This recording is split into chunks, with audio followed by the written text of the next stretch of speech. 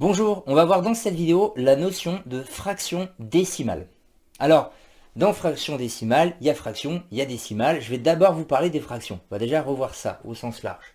Pour comprendre cette notion de fraction, la recomprendre, puisque ça a déjà été abordé en primaire, eh bien je vais m'intéresser à ces deux situations schématiques. Qu'est-ce qu'une fraction? Une fraction, c'est un élément dont on a besoin pour exprimer des fois un partage, en tout cas quelque chose qui est incomplet très souvent. Parce que jusqu'à maintenant, on sait surtout parler des nombres entiers. Si on veut parler des nombres qui ne sont pas entiers, qui sont incomplets, on a besoin de comprendre, de maîtriser la notion de fraction.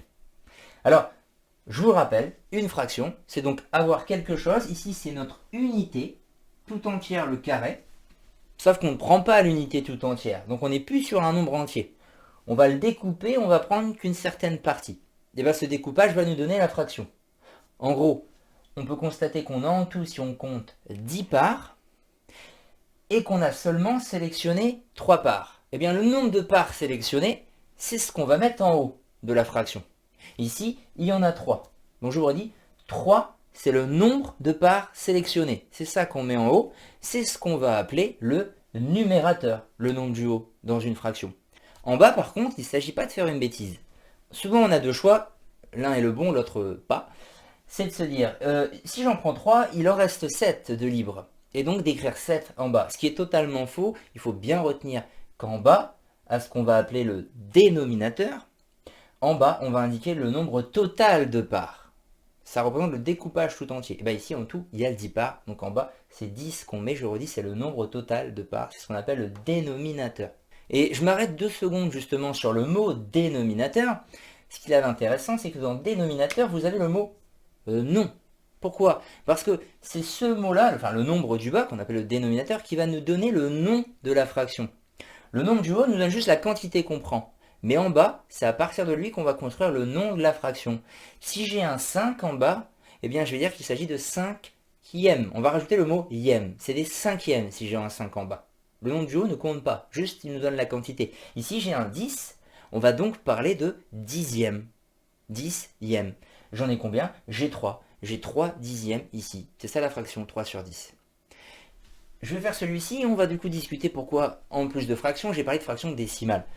Dans cet exemple-là, j'ai encore découpé, sauf que j'ai découpé, il y a 10 colonnes de présentes, et en plus, il y a 10 lignes. Donc en tout, j'ai 100 petites parts. Ce qui me donne du coup le dénominateur. Je peux déjà mettre 100 en bas. Et pour le numérateur, le nombre du haut, j'ai plus qu'à regarder combien de parts ont été sélectionnées. Je compte, je peux constater qu'il y en a 10 plus 6, eh bien, il y a 16 parts de sélectionnées. Ma fraction ici, c'est la fraction 16 centièmes. Je vous redis, on prend le nombre du bas et on rajoute ième, centième. Ces deux fractions-là sont plus intéressantes, je ne les ai pas choisies au hasard. Ce sont des fractions décimales. Et c'est à partir des fractions décimales qu'on va pouvoir construire les nombres décimaux. Alors pourquoi décimale? Dans décimale, vous avez déci. Déci, ça veut dire 10. Et là, c'est bien un 10 qu'on a. Alors vous allez me dire, ça, c'est pas 10. Ouais, mais c'est pareil, c'est construit à partir du 10. 100, c'est 10 fois 10.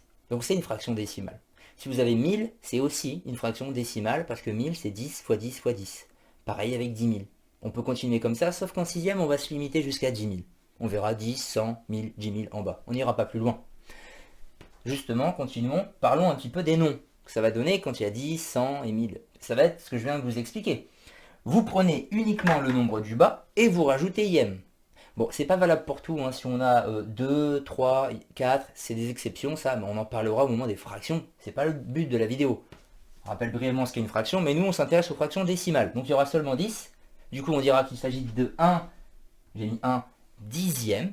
Donc voilà, dixième, parce que c'est un 10. Si c'est un 100, bien sûr, on dira qu'il s'agit d'un centième. Bon, c'est tout collé, hein, parce qu'il y a 100 en bas. Et si c'est 1000, on parlera de millième. M-I-2-L. Parce que c'est 1000. Déjà pour le nom. Et donc, je termine cette vidéo, encore une fois, avec un petit jeu d'écriture. Comment on passe de l'écriture en lettres à l'écriture en chiffres et inversement? Eh bien, c'est toujours en ayant l'idée qu'il y a deux blocs. Une fraction, c'est deux blocs. Un numérateur, un dénominateur.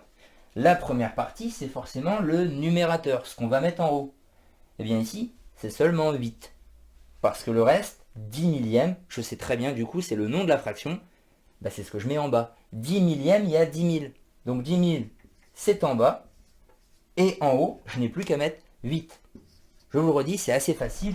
Ayez toujours en tête qu'il y a deux blocs, le numérateur, et donc ce qui reste, c'est le dénominateur. Ici, c'est pareil, 13 centièmes. Eh bien, centième, du coup, c'est mon dénominateur. Je n'ai plus qu'à mettre 100. Et 13, c'est le numérateur.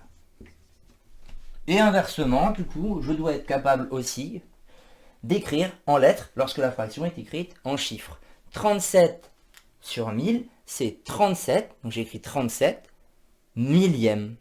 Donc j'ai bien mon nombre du haut, le numérateur qui est 37. Je l'ai mis en rouge pour que ce soit très clair. Et donc dénominateur, c'est 1000, donc des millièmes. Je mets bien un S parce que des millièmes, j'en ai 37, j'en ai plusieurs. Je termine avec celui-ci. 206 sur 10 000. Eh bien, vu que c'est 10 000, je peux déjà dire qu'il s'agit de 10 millièmes. Avec un trait d'union, on lit les deux. Hein, et donc 206, j'en ai 206. 206 10 millièmes. Et donc pour l'écriture, vous pouvez voir que j'ai bien mis les traits d'union ici pour mon nombre. Je mets un espace, surtout j'en mets pas là. Par contre, on fait la séparation. Justement, en ne mettant pas de trait d'union, 10 millièmes, on met surtout un trait d'union ici. Voilà.